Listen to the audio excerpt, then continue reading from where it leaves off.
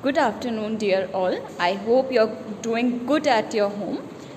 Okay, students, so before we start, I want you all to look into these pictures and please think yourself and let me know that when you look at these pictures of school students, like for example, in the first picture, as you all can see, they are two boys और वो क्या कर रहे हैं, वो by the help of a tire they are crossing a river and they are going to school. So this is their daily routine. अगर आपने if you would have ever spoke to your grandparents और आपने उनसे पूछा हुआ कि वो school अपने टाइम में कैसे जाते थे, because at that time they didn't get many facilities of transports, so they had to walk for a long distance and go to their school. So I want you all to ask your grandparents or great grandparents that how they went to school and how was their journey to school. तो हम इस story में we are going to study something similar to it. See, in the second picture we can see there are few boys and this is a snowy region and they are going to school. And now even see this area, this is hilly region जहाँ it is very risky कि कभी भी कुछ भी landslide हो सकता है, कुछ भी हो सकता है, but still students are going to school. Why? Okay, what do you think are the difficulties these children face? Obviously अगर आपने पिक्चर्स देखी हैं, अभी भी आप अगर पिक्चर देख पा रहे हैं, तो इनको स्कूल जाने में क्या डिफ़िकल्टीज़ होती होंगी कि obviously they had to walk for a long distance, they don't have any transport and अभी हमने जितनी भी conditions बताई हैं, for example हमने first जो इमेज देखी थी उसमें दो बॉयज़ थे, वो टायर की हेल्प से they were crossing a river. By chance अगर वाटर लेवल राइज हो गया या फिर वो टायर पलट गई तो there are lot of difficulties, they are kind of risking their life, right?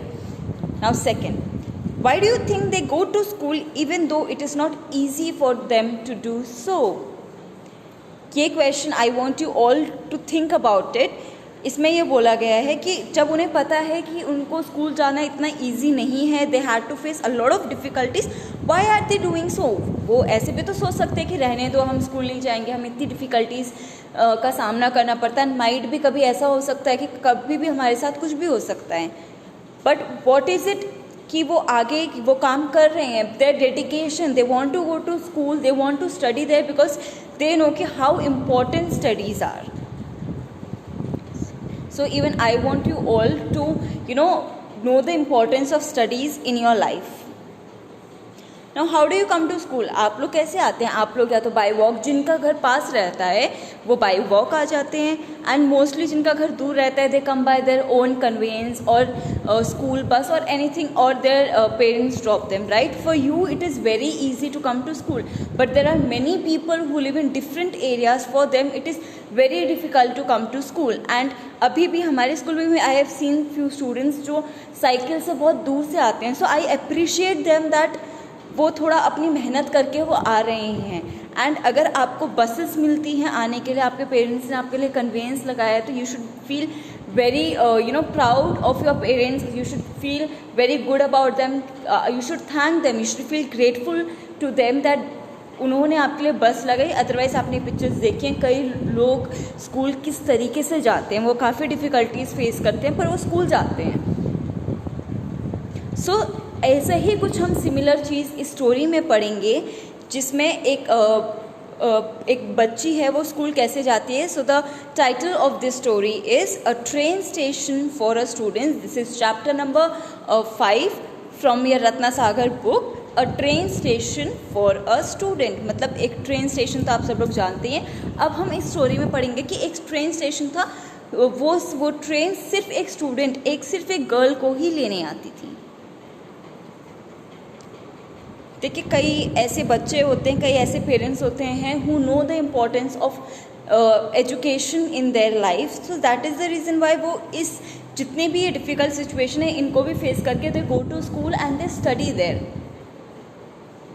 So I hope after seeing this pictures आपको भी आप मोटिवेट हो गए होंगे कि even we are going to respect this and whatever is been taught we are going to study them properly. Okay, so these are the important points that we are going to cover in this chapter. So I want, ये मैंने इसलिए ज़्यादा सबसे पहले slide में highlight किए हैं ताकि आप लोगों को पता होनी चाहिए. तो ये जो इस स्टोरी इस एंड फर्स्टली जो मैं आपको अभी हमें जो स्टोरी पढ़ने वाले हैं, कई स्टोरीज़ क्या होती हैं कि वो सिर्फ ऐसी ही नॉर्मल फ़नी होती है या नॉर्मल स्टोरीज रहती हैं, वो रियल में नहीं होती. But this story which we are going to read, that is a train station for a girl, वो एक्चुअली में ये रियल स्टोरी है जो पहले न्यूज़ में भी आई थी काफ़ी. तो ये एक स्टोरी है एक प्लेस की, वो उस प्लेस का नाम है, I want you all to read this place names very carefully, जिसका नाम है क्यूशिराटाकी स्टेशन. एंड न्यूज़पेपर्स, इसमें 3 इंपॉर्टेंट न्यूज़पेपर्स है, ये भी आपको याद करने पड़ेंगे. That is morning news, Doon standard and the daily bulletin. ये न्यूज़पेपर्स के नेम है. एंड एक रेलवे स्टेशन, जिस रेलवे स्टेशन का नाम था Hokkaido railway. And the young girls name was काना हराडा. तो अब हम ये स्टोरी जिसके बारे में पढ़ेंगे, दैट इज़ गर्ल नेम काना हराडा. ये कौन सी प्लेस की बात है? Kyushirataki station. एंड वहाँ एक रेलवे स्टेशन हुआ करता था जिसका नाम था होकाइडो रेलवे स्टेशन. एंड ये न्यूज़ कहाँ, किस न्यूज़पेपर्स में आई? That is morning news, Doon Standard and the Daily Bulletin. So this is the reason why I have highlighted this slide, because these are the important points. और ये हम हर एक newspaper में यही पॉइंट्स के बारे में पढ़ेंगे आगे. Now let's start. As you all can see that this is a railway station. A high school girl is on her way to school. She waits at the Kyushirataki station. अब ये एक high school girl की बात है जो अपने school के लिए जा रही होती है और वो हमेशा एक स्टेशन में वेट करती है. वो कौन सा स्टेशन है? Kyushirataki station. The station is on the island of Hokkaido in northern Japan. The train stops here to pick her up in the morning. और ये स्टेशन कहाँ है? ये स्टेशन एक होकाइडो में है जो नॉर्दर्न जापान में है.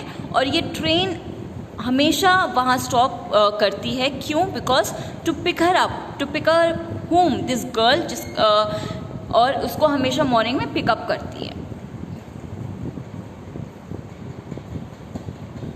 It drops her back at the same place after school is over. मतलब मॉर्निंग में ट्रेन उस गर्ल को पिकअप करती है and after the school is over it drops her back at the same place.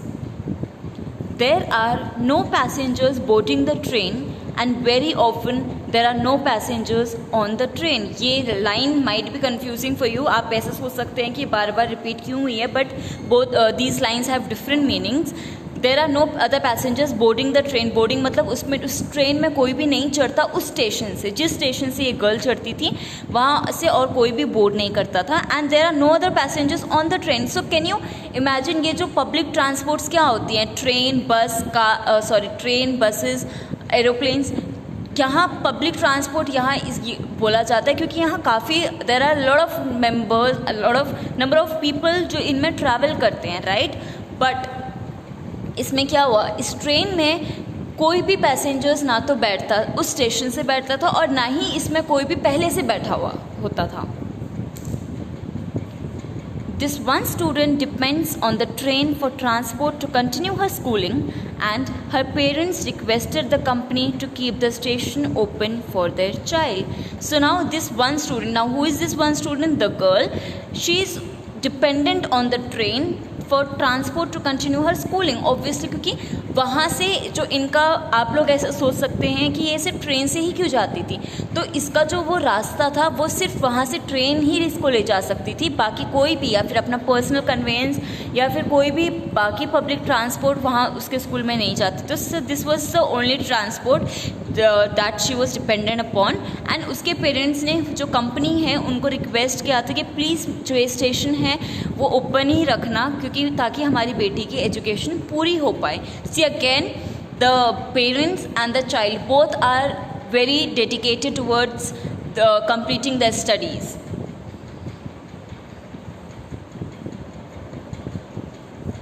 As you can see the picture, there is a train and a girl is waiting for that train to stop.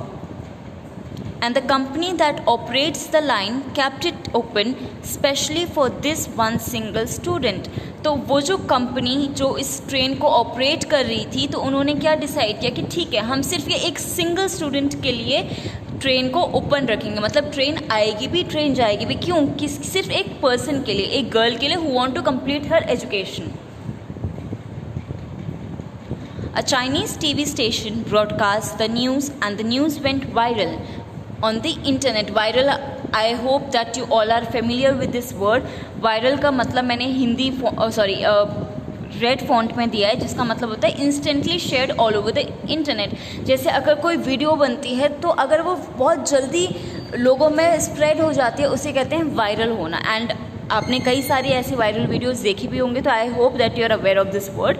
So now what happened when people got to know about this incident कि एक train सिर्फ एक girl के लिए चलती है, तो obviously ये न्यूज़ काफ़ी ज़्यादा इंटरनेट में स्प्रेड हो गई. I don't know whether you have read about this news or not, but I want you all, after completing this chapter, I want you to go to the Google and study something more about it. Okay, next. For some years now, the number of travelers using stations like Q Shirataki in remote areas has fallen dramatically, and other services are also hardly used. मतलब जिस place से वो आती थी उसमें जो लोग थे वो ज़्यादा ट्रेन को प्रेफर नहीं करते थे. इनफैक्ट उसकी जो सर्विसेज थी लोग बहुत कम यूज़ करना लग गए थे. तो इससे क्या हुआ कि जो लोगों की पॉपुलेशन जो इस ट्रेन में जाती थी वो धीरे धीरे कम होती रही, एंड लास्ट में वो बिल्कुल नहीं थी. However, the Hokkaido Railway Co. has decided to keep operating this station until March, when the school year ends and the student will complete her schooling. तो जो होकाइडो का रेलवे स्टेशन है, उन्होंने क्या डिसाइड किया कंपनी ने कि वो लोग क्या करेंगे, इस ट्रेन को मार्च तक चलाएंगे. मार्च तक क्यों? एज यू ऑल नो, आपके मार्च में एग्जाम्स खत्म हो जाते हैं, एक एकेडमिक सेशन मार्च में ख़त्म हो जाता है. So that is the reason why the Hokkaido railway company decided कि जब तक बच्ची का जो स्कूलिंग है, ये एकेडमिक ईयर है, वो कंप्लीट नहीं हो जाता, तब तक ये वो चाहते थे कि the girl should complete her education, her schooling.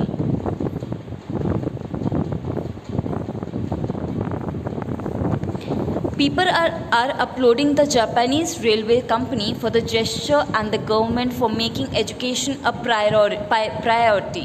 Priority का मतलब होता है treated as important as others. मतलब इसका मतलब होता है अगर एक पर्सन किसी और के लिए कितना इम्पोर्टेंस रखता है. तो लोग काफ़ी ज़्यादा खुश थे ये देख के कि जो गवर्नमेंट ने ये डिसाइड किया कि वो सिर्फ एक ट्रेन को, एज यू ऑल नो कि ट्रेन में इनफैक्ट बस में उतने लोग नहीं आ सकते जितने ट्रेन में आ सकते हैं, बट वो ट्रेन क्या हुआ था, वो सिर्फ एक गर्ल के लिए ऑपरेट हुई थी. तो लोगों ने जो गवर्नमेंट का ये जेस्चर मतलब ये जो करने का तरीका था, उससे काफ़ी ज़्यादा खुश थे कि गवर्नमेंट सिर्फ एक बच्चे की एजुकेशन को इतना इम्पोर्टेंस दे रही है. This is the meaning of good governance. Every citizen matters. No child is left behind, a social media user posted on a popular site. So everybody were very happy. They applauded का मतलब उन लोगों ने जो ये government है Japanese की, इनको बहुत प्रेज़ किया का मतलब उनको अप्रिशिएट किया. तो एंड दे ऑल्सो सेट कि यही गुड गवर्नेंस होती है जहाँ हर एक सिटीज़न मैटर करता है. मतलब वहाँ अगर नॉर्मली हम देखा जाए तो अगर हम भी सोचें कि यार ऐसे कैसे हो सकता है कि सिर्फ एक गर्ल के लिए ट्रेन चले, तो लोग क्या कर सकते हैं, वो ट्रेन को बंद कर सकते हैं. तो इन्होंने क्या कहा कि ये गवर्नमेंट ने ये डिसाइड किया था कि कोई भी बच्चा पीछे नहीं रहना चाहिए. तो लोगों को जब ये बात पता चली, दे ऑल अप्रिशिएटेड. उन लोगों ने सारे लोगों ने इस गवर्नमेंट को काफ़ी अप्रिशिएट किया.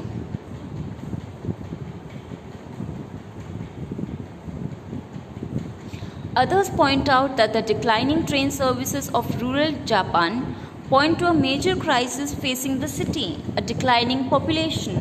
अब लोगों ने ट्रेन की सर्विस, कई ऐसे लोग होते हैं जो आप अगर फॉर एग्जांपल आपकी सक्सेस से कोई लोग बहुत खुश होते हैं, there are few who doesn't like it, so there were people जो इस चीज़ से खुश नहीं थे, बिकॉज वो कहते थे कि जो ट्रेन की सर्विसेज है वो कम होती जा रही हैं, क्योंकि आप देखिए एक ही ट्रेन सिर्फ एक लड़की को लेने जाए तो इट इज़ नॉट पॉसिबल, कि काफ़ी लोगों के लिए नुकसान होगा। तो काफ़ी लोगों ने क्रिटिसिज्म भी किया था। With the threat of losing a third of its people within the next few decades, Japan faces several major economic problems. Economic problems कैसे हुई? इकोनॉमिक प्रॉब्लम्स मतलब कुछ फाइनेंशियल प्रॉब्लम्स। क्यों? क्योंकि ट्रेन में जो डीजल डलता है वो काफ़ी ज़्यादा डलता है, एंड वो किस सोच में डलता है कि यहाँ a lot of people are going to travel, they are going to pay for it, but what happened, वहाँ सिर्फ एक गर्ल ही पे कर रही थी, तो ऑब्वियसली वो जो रेलवे कंपनी है उनको काफ़ी ज़्यादा घाटा हो रहा था, उनको साथ बहुत ज़्यादा लॉस हो रहा था, बट स्टिल उनके दिमाग में ये चीज़ें थी, बट फिर भी उन्होंने क्या किसको प्रायोरिटी दी कि एक गर्ल की एजुकेशन कंप्लीट होना बहुत ज़रूरी है। So students, I have not completed this chapter yet because this chapter is quite long, so I have decided that I am going to complete this chapter in 2 videos in 2 class, so that it is easy for you all to understand the chapter. So now I want you all to read the chapter and go through this video once again, so that you will be able to understand, and I want you all कि जब भी आप ये video को देखें तो आप अपने आप को पुट करके देखें। See, it is very important whenever you are studying something, और आप कुछ कभी स्टोरी सुन भी रहे होते हो ना, तो हर एक चीज़ को इस प्लेस करके सोचा करो कि अगर मैं ये गर्ल होती तो, या फिर अगर मैं ये बॉय होता तो दैट विल बी, इससे आप काफ़ी ज़्यादा जल्दी कनेक्ट हो जाते हैं। तो अगर आप ये स्टोरी सुनी देखेंगे या पढ़ेंगे, लाइक हमने जब पहले 3 पिक्चर्स दिखाई थी तो उसमें भी आप अपने आप को पुट करके देखना, so that you will be able to relate to the story, and then अगर आप एक स्टोरी से रिलेट कर पाएँ तो you will be very happy and you will understand the chapter more better. So for now, I want you all to go through the video, and tomorrow again we are going to cover half of the chapter, and we are going to try that we complete the chapter tomorrow. Till then, go through the video, and if you have any doubts, you can ask me in the comment section, or you can ask me through message or call. Thank you, students.